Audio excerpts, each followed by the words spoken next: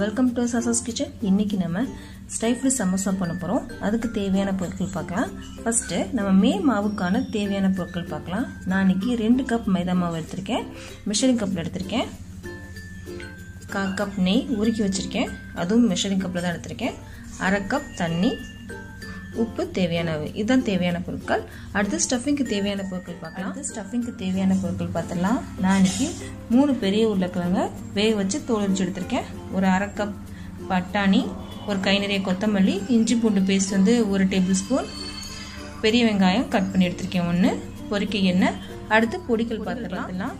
1/2 table spoon chat masala பொடி, 1/2 table spoon garam masala பொடி, உப்பு தேவையான அளவு, 1/4 டேபிள் ஸ்பூன் மஞ்சள் பொடி, 1/2 டேபிள் ஸ்பூன் மிளகா பொடி, 1/2 டேபிள் ஸ்பூன் சீரக பொடி, 1/2 டேபிள் ஸ்பூன் மல்லிப்பொடி. வாங்க எப்படி செய்யறதை பார்க்கலாம். ஃபர்ஸ்ட் மாவு பிசைஞ்சிடலாம். அதுக்கு மாவுல தேவையான அளவு உப்பு, நம்ம உருக்கி வச்ச நெய் இருக்கு இல்லையா, அதை 1/4 கப் அதை சேர்த்துடலாம்.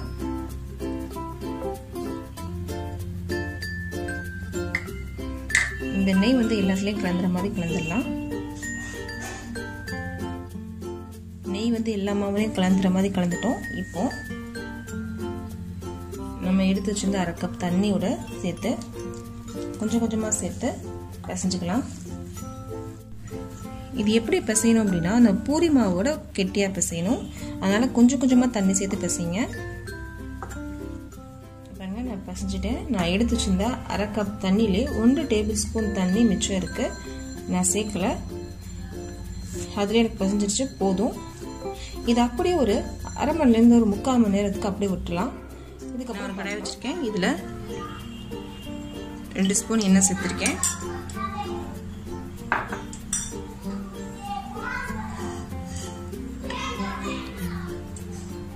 இதுல சீரகம் சேர்த்துடலாம், வெங்காயம் சேர்த்துடலாம்,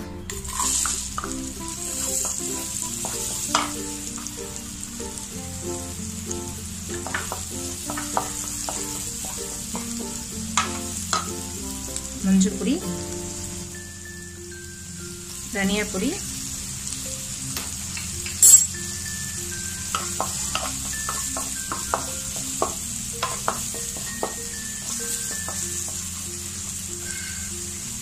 கொஞ்சம் உப்பு.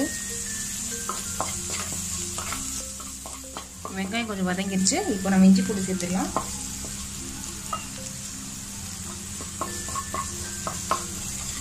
நான் இஞ்சியும் பூண்டு துருவி வச்சிருக்கேன்.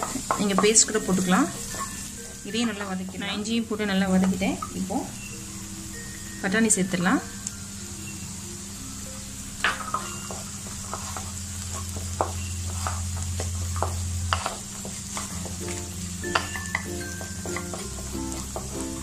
இந்த பட்டாணி வந்து கொஞ்சம் வேகிற அளவுக்கு நம்ம இதுல சிம்ல வச்சு வேக விடலாம்.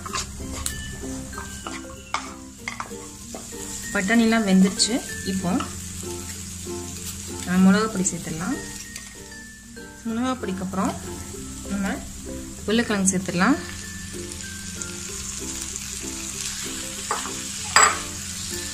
இந்த உருளைக்கிழங்கு கையால தான் நான் உடைச்சு வச்சிருக்கேன்.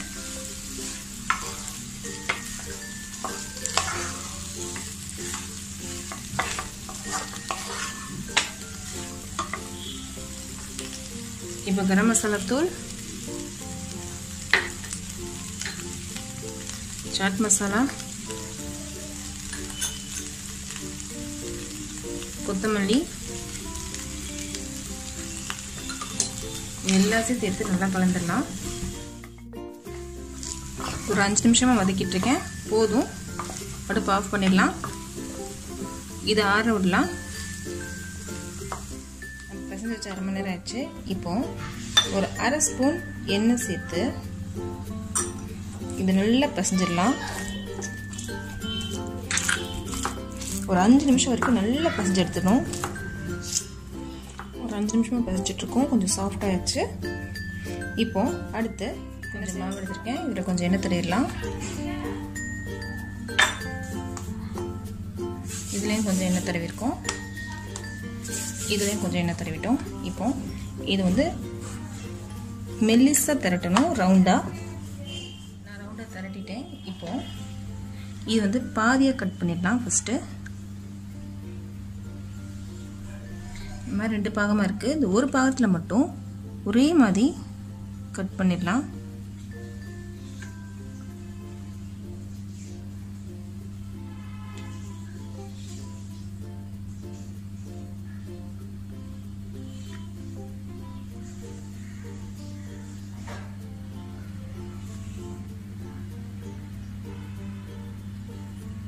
இப்போ கட் பண்ணிட்டோம். இப்போ நம்ம கட் பண்ண பகுதியில் மட்டும் கொஞ்சம் தண்ணி,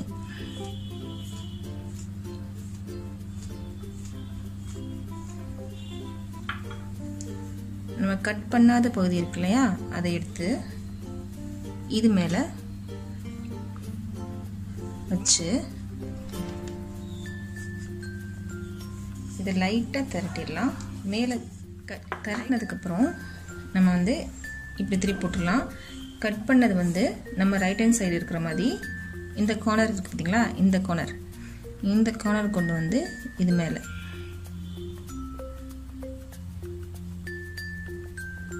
இப்போ இது மேலேயும் கொஞ்சம் தண்ணி,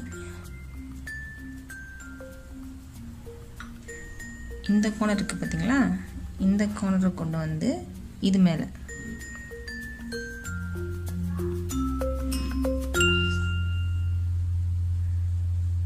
இப்படி எடுத்து இது இப்படி ப்ரெஸ் பண்ணி விடுங்க.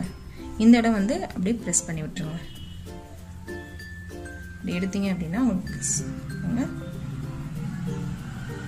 இப்படி ப்ரெஸ் பண்ணுங்க. இந்த இடத்த நம்ம வந்து ஒட்டின எடுத்து நல்லா ப்ரெஸ் பண்ணிட்டோம் அப்படின்னா நமக்கு வந்து கோன் கிடச்சிரும்.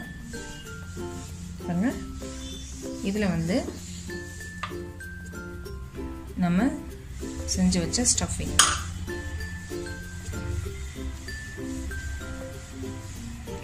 செய்ததுக்கப்புறம் இந்த தண்ணி, இந்த ஓரங்கள் எல்லாம் கொஞ்சம் தண்ணி சேர்த்துடலாம். இப்போ இந்த ஓரங்கள் எல்லாம் சேர்த்து இப்படி ப்ரெஸ் பண்ணிடலாம். இந்த ஸ்டஃபிங்லாம் வெளியே வராத மாதிரி ப்ரெஸ் பண்ணிடலாம்.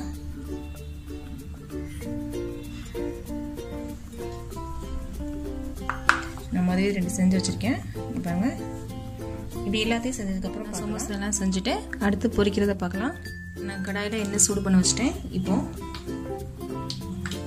ஒரு சின்ன உருண்டை போட்டு பார்க்கலாம்.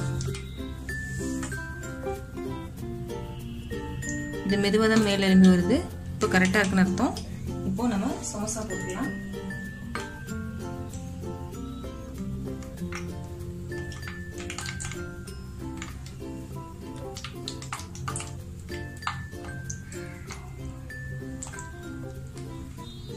எண்ணெய் வந்து மிதமான சூட்டில் இருந்தால் போதும் சமோசா பொரிக்கிறதுக்கு.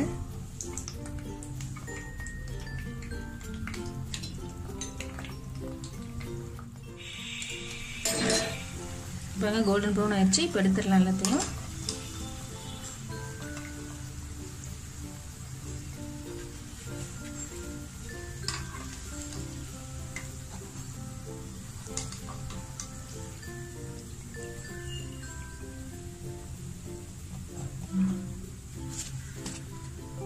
நமக்கு சமோசா ரெடி ஆயிடுச்சு. அடுத்ததையும் பொரிச்சிடலாம். இப்படி எல்லாத்தையும் பொரிச்சதுக்கப்புறம் பார்க்கலாம். எல்லாத்தையும் பொரிச்சு எடுத்துட்டோம். இந்த வீடியோ பிடிச்சிருந்துச்சுன்னா லைக் பண்ணுங்கள், ஷேர் பண்ணுங்கள், கமெண்ட் பண்ணுங்கள். மறக்காமல் என்னோட சேனலை சப்ஸ்கிரைப் பண்ணுங்கள்.